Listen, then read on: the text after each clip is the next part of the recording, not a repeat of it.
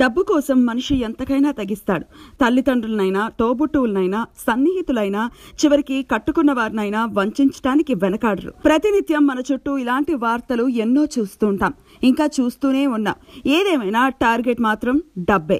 వీటన్నిటికీ భిన్నంగా భార్యతో ఏకాంతంగా గడిపిన వీడియోని అమ్మకానికి పెట్టి డబ్బు సంపాదించాలనుకున్నాడు ఒక పైశాచిక భర్త. పోలీసుల్ని కంగు తినిపించిన ఈ సంఘటన జరిగింది ఎక్కడో కాదు, మన హైదరాబాద్లోనే. హైదరాబాద్ కి చెందిన వివాహిత నగ్న దృశ్యాలు గత ఏడాది నవంబర్లో ఆన్లైన్లో కనిపించాయి.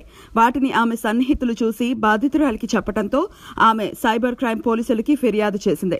దర్యాప్తు చేసిన పోలీసులకు ఆమె భర్తే నిందితుడని తేలడంతో కళ్లు బయర్లు కమ్మాయి.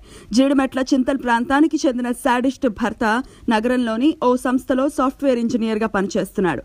అతడి భార్య ఓ ప్రైవేట్ సంస్థలో ఉద్యోగం చేస్తోంది. ఇతనికి ఆన్లైన్ లో అశ్లీల దృశ్యాలు చూడటం అలవాటు. ఈజీగా డబ్బు సంపాదించాలన్న ఆలోచనకు తోడు ఆర్థిక సమస్యల్ని తొలగించుకునేందుకు మగ వ్యభిచారిగా మారి తన మొబైల్ నంబర్ ని రిజిస్టర్ చేయించుకున్నాడు. విషయం భార్యకు తెలియటంతో బుద్ధిగా ఉంటానని చెప్పాడు.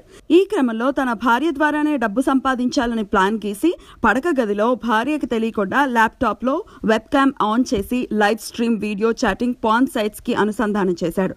ఆ సైట్ లో మరో 3,000 మంది సభ్యులున్నారు. ఆ వీడియోకి వచ్చే వ్యూస్ ని బట్టి టోకెన్లు కొనుగోలు చేయాలి.